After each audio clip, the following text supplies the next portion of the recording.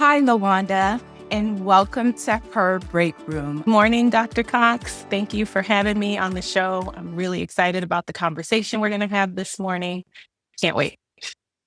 When you hear the term mental load, what comes to mind? I would say immediately I'm thinking about a list of things that need to get done, like all the things that I'm aware of in the day, within the week, or even the month ahead. That's just on my brain because I know it's something that needs to happen. And so it's just a lot of stream of thought and planning. Can you share a time when you realized that you were carrying the physical load, the emotional, the scheduling or decision making weight? There's been a lot of them, have a lot of roles that I play, and all of them require something of me as a mom. When I had my second daughter, having two kids at home and the particular job I was in at the time required me to travel quite a bit. So I was having to go off to Colorado Springs for work, like at least once, sometimes twice a month. I was aware of what it takes to manage home and be responsible for what's expected of me at work, trying to make sure that the kids were okay, that my husband was okay. And so not only planning for myself to be gone, but then all the things that would have to happen while I wasn't at home. So began to be really aware of kind of that toll of making sure I'm okay and my team's okay, but then, my home team's okay too. All the pieces and parts that had to come together for me to be gone for 3, 4 days for work. A very big mental load. Thank you so much for naming that. Yeah. Planning, pre-planning, making sure that everything is all set up for when you leave. Just try to make sure all those pieces are there. That takes a lot of mental power to make that happen. What would you say are some of the things that you carry mentally every day that others rarely see or acknowledge?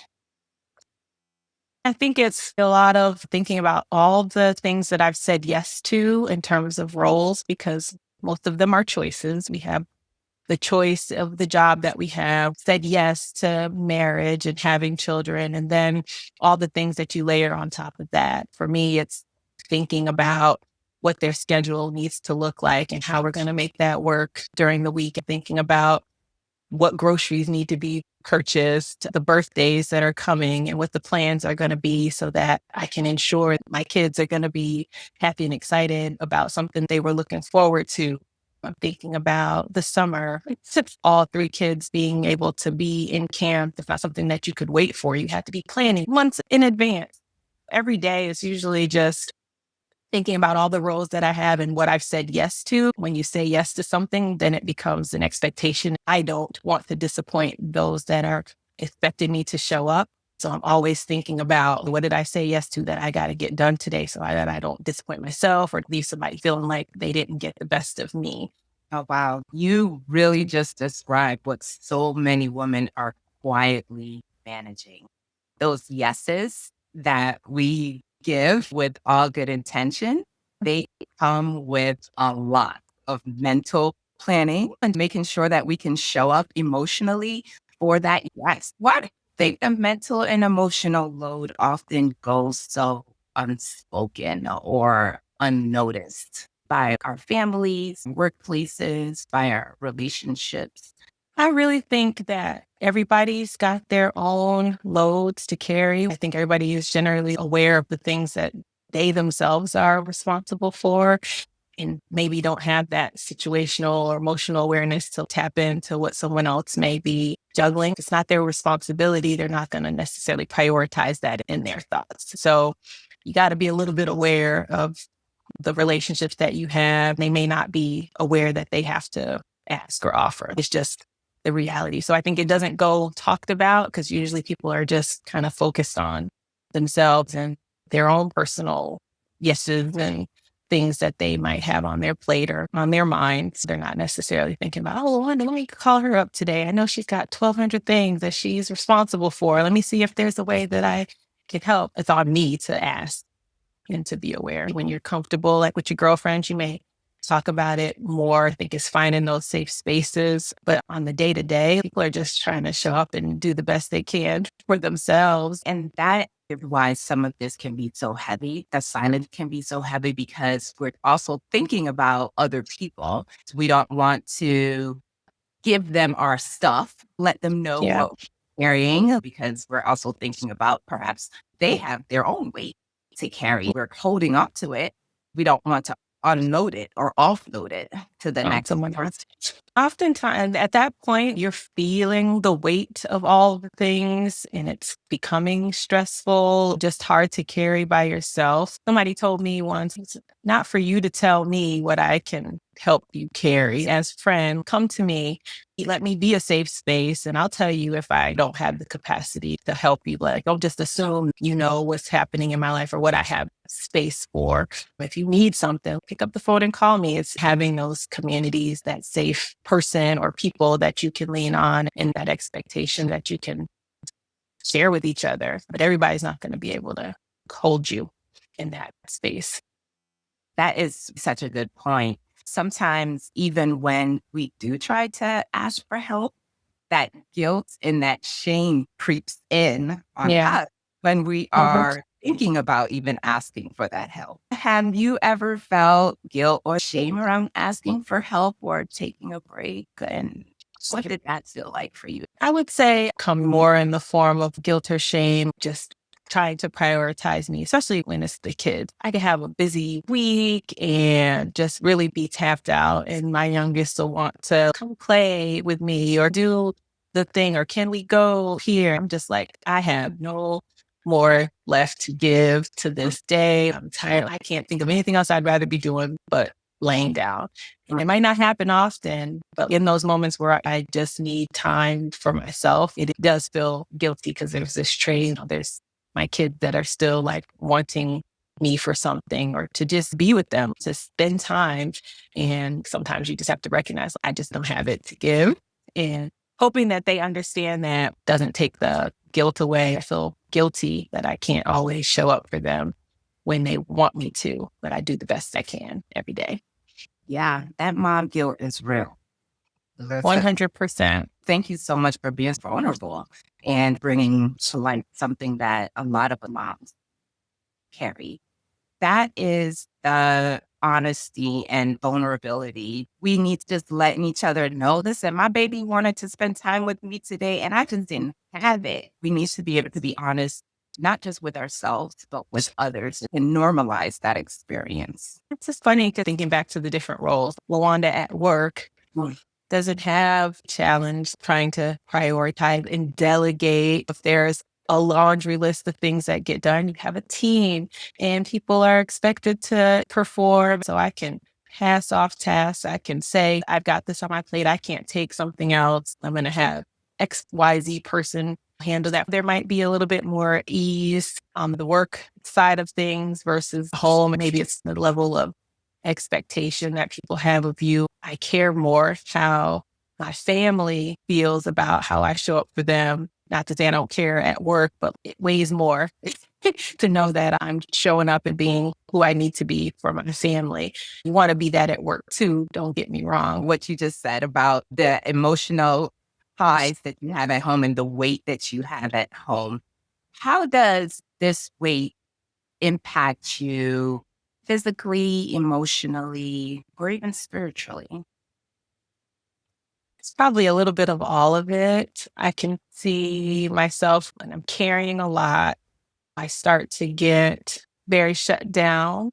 You feel like the weight of all this stuff on my plate and I can't be my best self. So I'm not taking the time for myself in ways that'll keep my joy and my spirit where it needs to be. I feel text. Maybe it shows up in the form of a headache or physical discomfort in my stomach, or I'm worried or I'm restless, all those things. I'm just so weighted down. I'm disorganized. One of the things that frustrates me to no end is as I've taken on more and more and more in my career and at home, I feel like I've gotten increasingly less organized, which seems counterproductive, but because of the busyness and having to shift the hat so much, I don't have time to be as diligent in my notes and my planning and my organization. I used to have things on a T. So I might miss that a bill is supposed to get paid, not because I'm negligent, but because a stack of paper is built up on top of the thing that I didn't even know was there. Like, dang, how am I missing things that I'm supposed to be responsible for? Those things get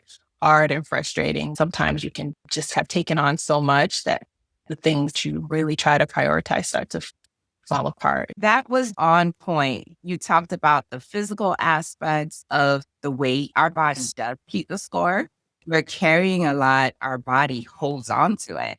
Yeah. That mental aspect of the weight can leave you feeling scatterbrained, able to focus or organize yourself. So all of the weight can really impact us in physical health, our mental health, our emotional well-being, our spiritual well-being. It permeates throughout. What would you say are some of the signs or red flags that you're approaching burnout or carrying too much? Usually I can tell if there's too many yeses, I start to feel anxious about the days ahead. If there's too much on my plate, I start to lose the motivation, the excitement. The red flags are just how much have I said yes to? And how am I feeling about those yeses? It's all good when I'm excited and looking forward to it. It doesn't feel stressful, but there's a tipping point where there's too much. Either I've said yes because I wanted to or yes because I have to. But now it's out of balance, and I can tell because the level of enjoyment is waning. That awareness right there is powerful. When we're able to notice those red flags or signs of burnout, then we can actually start to do something about them. Irritability, that's another one. I might be irritable with my husband because I'm thinking about all this stuff we got to get done. And how come you're not thinking about it? Irritability is definitely one of our warning signs that maybe we need to check out with ourselves because why am I being so snappy with everybody? Now that we know what are some of the warning signs, I really want to start talking about some solutions because this podcast is also about hope and healing. What are strategies or practices that has helped you release some of the load? One thing I did going into this year was really trying to prioritize protecting time for me. Because again, you can't be your best for everybody else if you aren't taking time for yourself. And so sat down with my husband. We know our life is crazy. We both work outside of the home. We both have other priorities and commitments, roles we've taken on in addition to the kids and each other in the house. I need a day, even just a couple of hours in an evening that's protected time so I can do whatever it is that my heart desires. I don't want to have to worry about cooking dinner or picking up anybody. I just need a time that's protected for me because I know every other day is going to be full of things and responsibility. This little protected portion of time in the week for myself was going to be a huge blessing. So you need that. Beyond that, it's really checking in with yourself and knowing you can say yes to a lot of things. And maybe it doesn't always need to be yes in that season. You can't overcommit. And it's very easy to do that because we want to do it all. We want to show up for our job and our family and our friends, community organizations and church. We have to have a conversation at home about who's going to do the other things that I can't carry. Planning and prioritizing and looking ahead, you got to give yourself space for that. You got to say, maybe in this quarter, I can't do the dance class that I really enjoy because there's all these other things that take a little bit higher priority. And so again, when I start thinking like that, I'm like, man, it's so stressful because I'm, again, having to think about and plan for how to not be overwhelmed.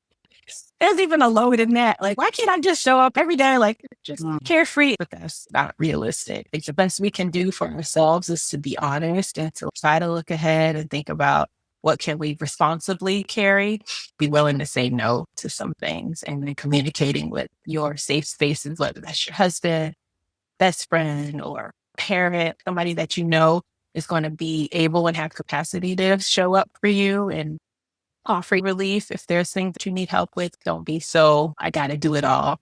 We don't have to be super women all the time and trying to say yes to everything because it will take you out and it's not worth it. People aren't going to really remember all the things you did at the end of the day. It's going to be how did you make them feel and how did you feel? That's the result. Again, it's a journey. I am absolutely not there. Every week it's a struggle. It's not going to be forever, but that's the season that we're in. And I'm willing to make that trade for some other things that I might want to be doing. It's just prioritizing and protecting some time for yourself where you can. Wow. That's beautiful. We all need those kind of tools and support systems in place. I love what you said about having a dedicated time. That dedicated time allows you to be able to do some of the things that you want to do to bring yourself that peace and relaxation and restoration. What would you say to women who are quietly struggling right now and feel like no one sees them or knows how much they are managing on their own? Give yourself grace. You are not in this journey alone. There are a lot of us that have a lot to carry. It's not a badge of honor to be struggling in silence. You don't have to do that. I love that we have formats like this where we can hear from each other. So thank you, Dr. Cox, for this platform.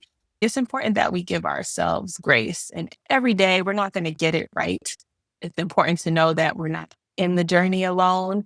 And I encourage you to have somebody in your life that you can talk to. Don't assume that nobody cares or that nobody will understand what you're going through. There are those of us out here that are feeling the same way, carrying the same demands on our time. We don't have to be all the things all the time to everyone. It's okay to put some of the balls down because you don't have to do it all every single day. And if it's going to be the difference between you being able to show up as your full self and be happy and enjoy the things that you're doing versus being stressed and feeling like there's no way you're going to make it through successfully, it's not a good trade. So let's figure out if there are some balls that we can put down, maybe pick them back up later. We do the things we have to do and we find people that we can lean on to walk with us through the journey. I made the mistake and I still make the mistake of thinking my husband is just going to know. I'm making sure after we move that everybody's got doctor's appointments and dentist appointments. And it's all these things that like somebody had to take care of. And he might not, they're not wired the same way as we are. He may not naturally just be thinking about all the things that need to be done. And instead of being frustrated with him because he's not thinking about it, all I had to do is say, look, we got all this stuff that we need to do. Is there something you would be willing to take and run with? Usually when I ask, it happens no problem. But I get frustrated when I don't ask and he just doesn't read my mind and know. So I think there has to be some give too. We have to be responsible to ourselves to know where we need to communicate more and when we need to try to lean on others. We don't have to suffer in silence. I would say don't suffer in silence. I am sure that someone listening needed to hear exactly those words that you just said. We don't have to suffer in silence. Communicate.